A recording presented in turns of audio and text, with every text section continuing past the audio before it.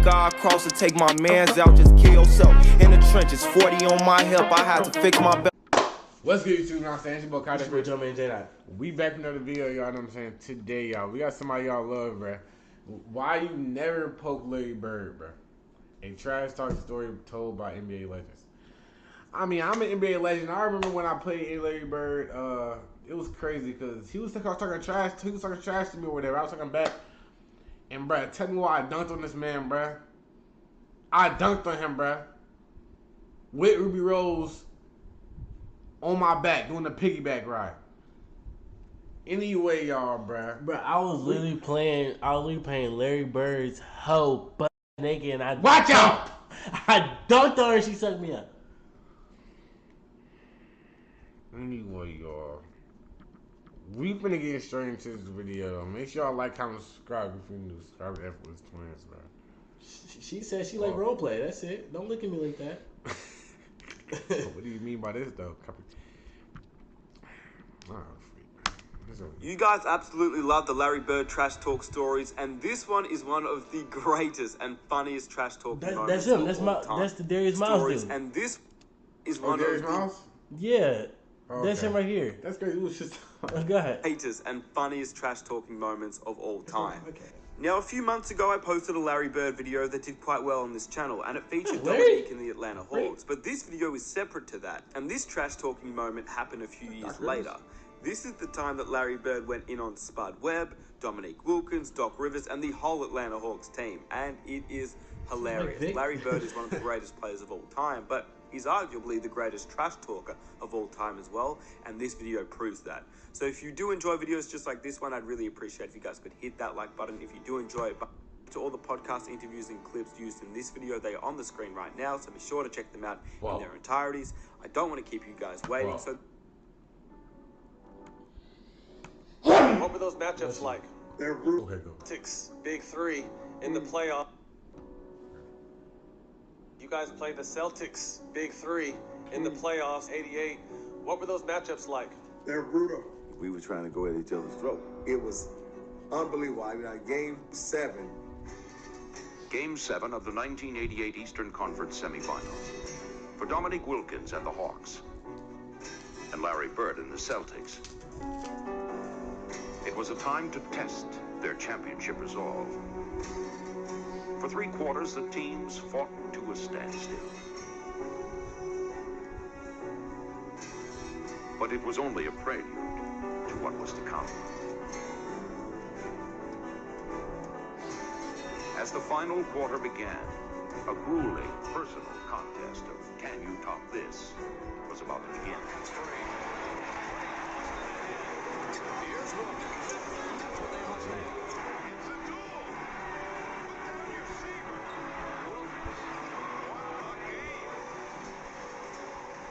Two men who brought out the best in each other.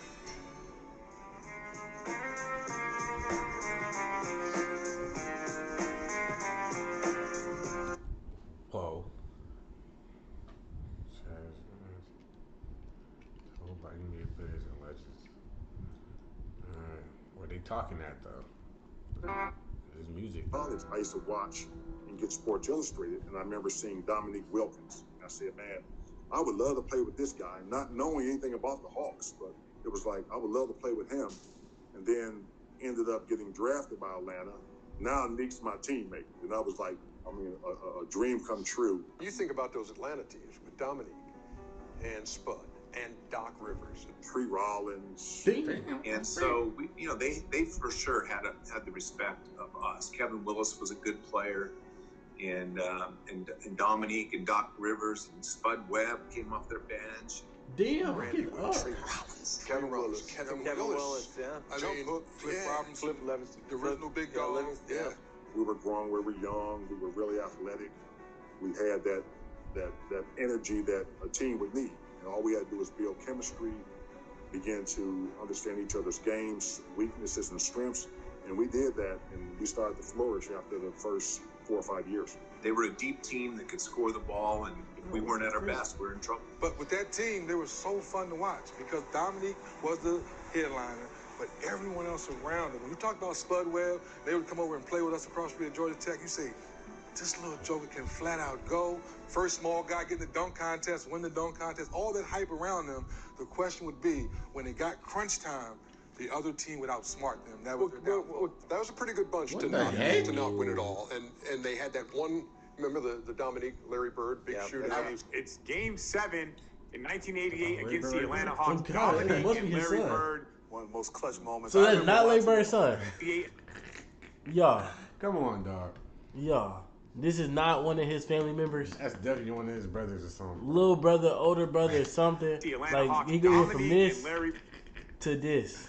Like, come on, he look a little older right there. No, for real. One of the most clutch moments. I remember watching it as a kid. Got me hyped. I went outside and started shooting outside the playground, pretending I was both of y'all. But 1988, that had to be one of the best conference moments. semifinals. Neek and Bird.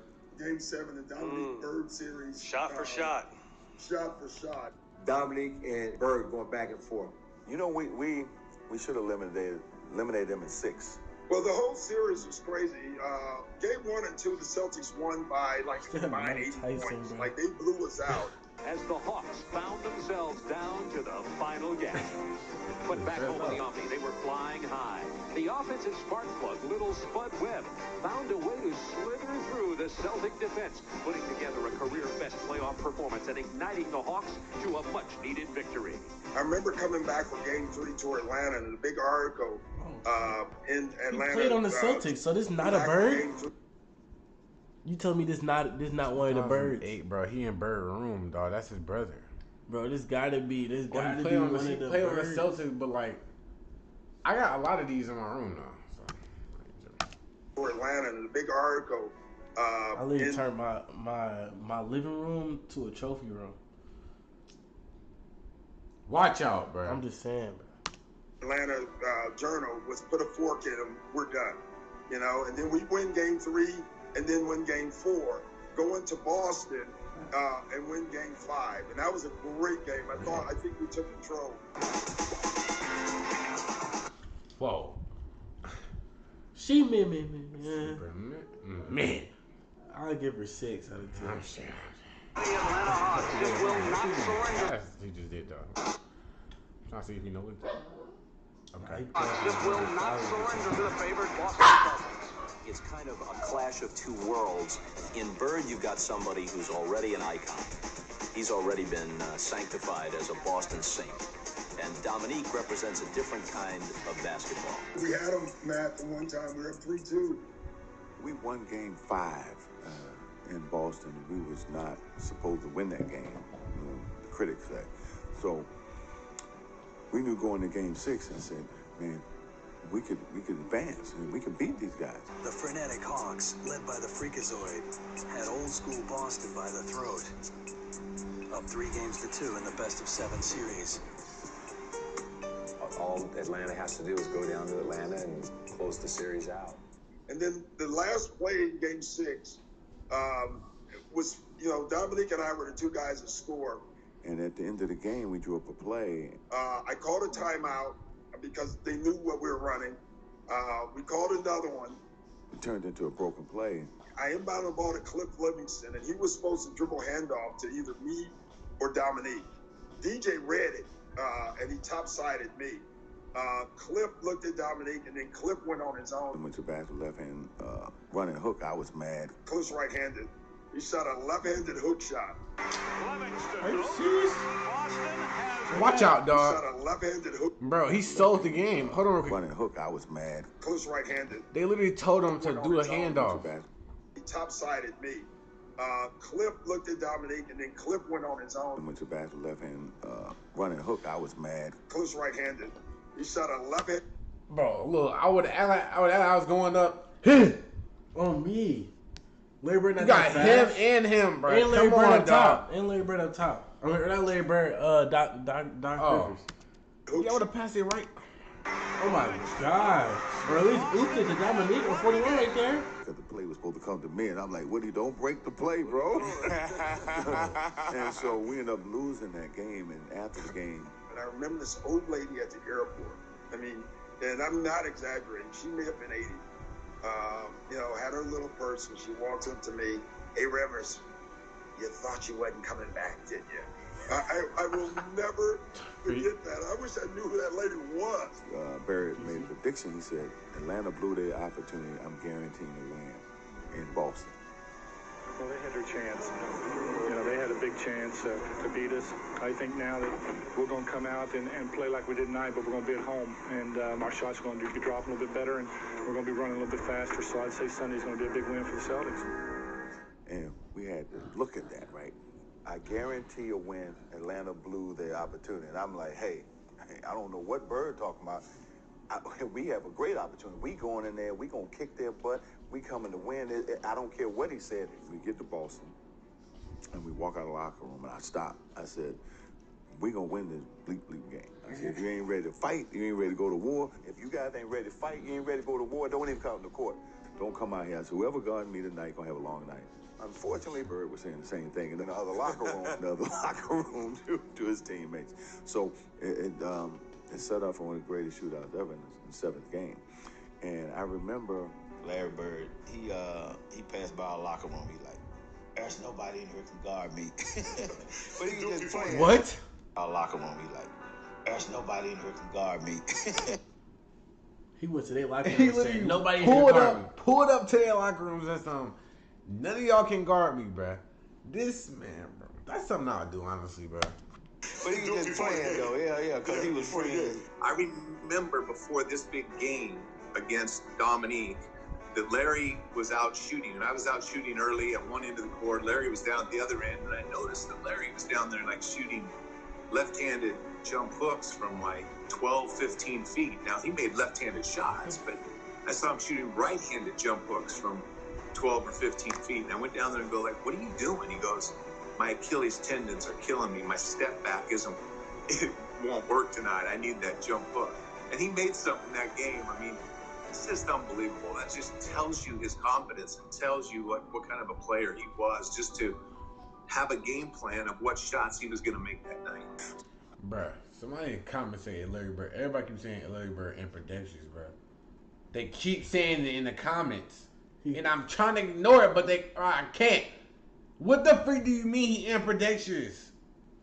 Is that why he went crazy and scored 47 with his left hand? He did score 47 with his left hand. So he did do that. So I won't be freaking surprised, bruh. What the heck? That's crazy. I'm not gonna lie to you, bruh. This is wild, bruh. It set up for one of the greatest shootouts ever in the seventh game. Despite Bird's brash words, the Hawks seemed unintimidated. And it would quickly become apparent that if Larry was to make good on his prediction, he would have to contend with a high-flying Dominique Wilkins, who would simply play the game of his life.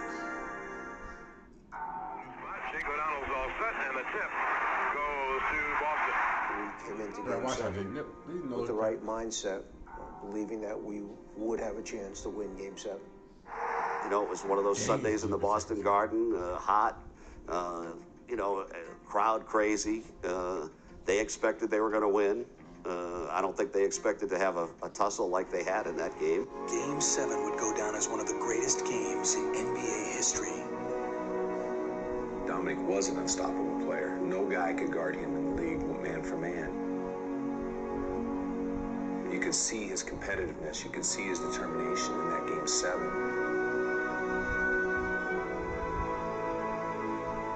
There was only one player on the floor who could match his will. Bro, what the fuck is Larry Bird throwing up? Like, come on. Was that with his left hand, though? No, that was his right hand, but he's like a turnaround, bro. Bro. Bro. Nice, he got that endorsement, man. Right, finally. Taco Bell nasty. I don't need no, it's not, man. Y'all get the quesarito with no sour cream. No sour cream? You can't put sour cream on it. It ruins the whole. Watch out. Why would you put sour cream on a burrito? That just would hit. No, you don't need it. It got nacho cheese in it. You don't need it. Tweaking, man. You tweaking. I don't like pepper fries, bro. You tweaking. Who was whipped cream in this shit? Gets the roll. Shooting hand wide open. Bruh. With a very difficult angle. You going stupid. And I remember he only had 12 points going in the fourth quarter. I remember coming down the floor And I remember myself, Larry Bird, and Kevin Willis. I really believe this. The reason why Larry Bird got so hot in that game, in that fourth quarter, Kevin Willis and I and Bird was running down the court, and we run down the court, and Kevin reached across me and put his hands and puts his finger in Larry Bird's chest. Said, don't let this so-and-so score and whatnot. Kevin Willis came over and said, Neek, don't let him score tonight. And Bird standing around. Next time I'm looking at Kevin. What you doing? What are you doing? You know, his Bird's eyes got like this big. You don't want to awaken a sleeping giant. He got 12 points. Right? Don't wake him up. Crazy. Leave him sleep. Let him stay asleep. Yes. What you doing? You'll wake up a sleeping giant. And his eyes got that big. You know, it's like his eyes got this big. And I look at Kevin, what are you doing? And from that point, it was a shooting match. That fourth quarter was something. Oh, I was gonna say, I thought you were like this. What the heck? Bro. And I remember sitting down before the fourth quarter, and I'm watching the game. And I remember they took me out for a blow, and Kevin and Cliff Livingston came in the game, and he got hot. And I remember Coach said, all right, Nick, go in there and slow him down. I said, slow him down? He hot now. Forget that. That's the only thing I can do is try to match him bucket for bucket. That's what turned out one of the greatest fourth quarters ever. So we're playing, and the ball goes up. You know how you clear space, you get that rebound every day. You're not even worried about it. Because I push it, and I go up to get it, and all of a sudden, man, there's just a force all over my shoulder. He grabs it, he dunks it. What the shorts, they were right here. I tell you right now. I mean, he threw that thing down, and I was like, oh my, and Larry has the classic line. Larry goes, shoot, better box that guy out, huh, Kev? I said, yeah, I suggest you put a body on him. That was one of the craziest things ever. I'd never seen a guy that high in my life. He just threw it down. Shorts right here, huh, kid? Right here, baby. That was not, I still have nightmares about that, Smitty. Obviously. You had 47 in that game. Larry Bird had 34, but 20 of those in that quarter. But like I said, I think he ended up with 34 for the game. I don't think it was so much edge they had. I just thought it was a player that they had, and that was Larry Bird. It's Bird's turn. Who basically put the team on his shoulders in that fourth quarter. The Celtics are ahead of the Atlanta Hawks. 84-82. Will return to the Garden. Make it easier for him to bring the ball up. Bird now cuts free. Nobody gonna help? Come on, y'all. You see Dominique, Dominique behind. He can't contest no more. Oh God, so he can't play defense no more because he behind him. He's gonna be a foul or bad defense. So what's up with y'all two? Maybe not you, because Larry Bird gonna pass that every day. But who is this man compared to everybody else on the team? He floated. That man Little was free. You got to do something. He was nervous. Oh God, he was nervous. Come on, you gotta step up right there. You see nobody in front of Larry, bro. Larry can make every shot. Right here. Larry can make every shot that's in this area.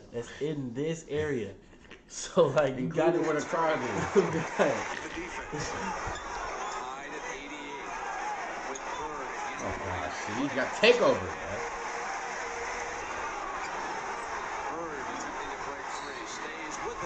All right, bro, watch out, dog. With his left hand, he just said he was practicing that, Jordan.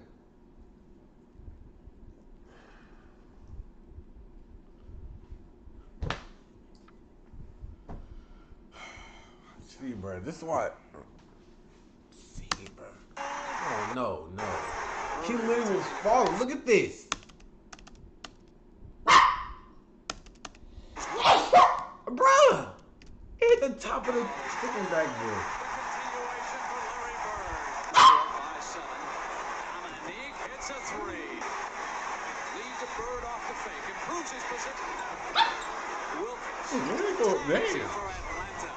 Dominique was pretty much Why is Coach got a black eye? the whole game. Larry, Dominique was pretty much the whole game. Larry, the fourth quarter, kind of then, carried their team. That's what made him so great.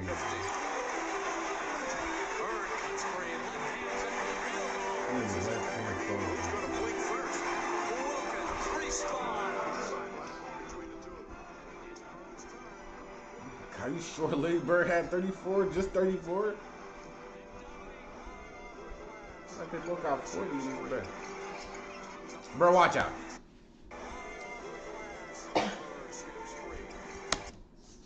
Two dudes. Just bro, why does he not have his hand? You gotta have. Why did none of them not jumping? What is this? Or something, bro. Are they giving him the points? Oh, I think that's the dude that. That's the dude that we just had on the interview at that. That was just on the interview. Ain't no way. I think this was him. It had to be him. This is the only person who like Larry Bird on the team. No key. I don't know. That's definitely him. But that dude still look young though in that. For real though. I don't know. If he playing right now till 2008, this the 80s, bro. I don't know. Maybe. Let's on the comments. No way you gonna shoot this. For hooks.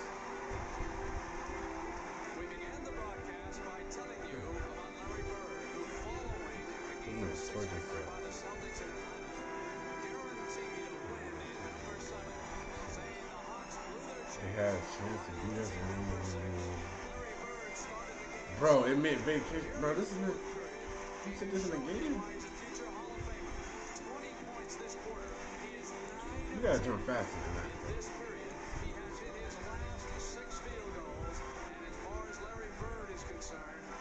Come on, Cam. What the freak? You know, get the ball to Larry and let him make the read, because if they come double, he's going to make the right play. And the game wasn't that complicated for him, and he made some tough shots. Like I said, some left-handed running hooks. And, you know, and again, he wasn't feeling great at that time of the year, at that moment. I think that is. And to watch him just gut it out and just to will his body to even finish that game, let alone score 20 in the fourth quarter of a game 7, is mind-boggling to me. Larry Bird that night was, listen, it was unbelievable, and he was so clutch. Meek was just as clutch that night. It's just that Larry in the fourth quarter was unstoppable. So clutch is not just the final 3 or 4 seconds of the game. And the thing is, we were sending everybody at him to slow him down. He was so hot that I think one of the shots he hit was a left-handed 3. Huh? Bruh, please tell me you lying, dog. I don't like liars, dog. He's over-exaggerating. They got to. Yeah, it must have been like a floater from far away or something. That's when you know a guy is in the zone. Show me the footage. Man, he was doing a little bit of everything. I don't know really what he was doing in that fourth quarter, but the stuff that he was doing, it was unbelievable, man. I mean, he was throwing left-hand shots, running hooks. His game was at another level. We was trying to match each other's will. 20 of his 34 in the fourth quarter. Dominique has... Yeah, Larry Bird hit more clutch shots, you know, in pressure situations than any player. And told you about each and every one, right? You talked about Larry Bird saying someone's got to lose this game. When did he say that to you? Early in the fourth or late in the fourth? No, that was late in the fourth quarter. Couldn't be him if he asking. For real, bro. You know he went in that bit. Oh, God. It was probably like, I don't know, 30, 40 seconds to go in the game. I think it was a timeout, or we were taking the ball out of the bounds. I can't remember what it was, but I remember him saying that. And he said, you know, we both deserve to win, but somebody got to go home. And, man, to his credit, man, he took the Celtics and put them on his back. And he would call the spot. Yeah. You know, but he never called a spot against me. That's got to be respect. When I tell people Larry Bird talk trash. Yes, it lets you know. It lets you know every time. But it ain't the trash. It wasn't the trash word with the meaning. You know, it's like, I'm going to shoot left-handed this time. Right. Why you Put a putting white boy guard. on You got a white guy up in there. Pretty much that was it. I mean, that was one of the greatest performances I've seen from a guy in those circumstances. You're talking about 7 games in the playoffs. To carry his team the way he did in that fourth quarter. When you talk about the clutch shots, he hit 10 clutch shots. I was going to say that game. It was crazy, too, because it's rare in a game you feel it. Like, you know, you guys have been in games where after the game, people say, man, that was the most amazing game, but you were in it. And you're like, you know, I didn't feel that. I knew it was a good... Yeah, that's the guy I had when I had 100 points. Right. That was one of the few games I was saying, this was a hell of a game right now. It was a hell of a game. You know? Absolutely. Yeah.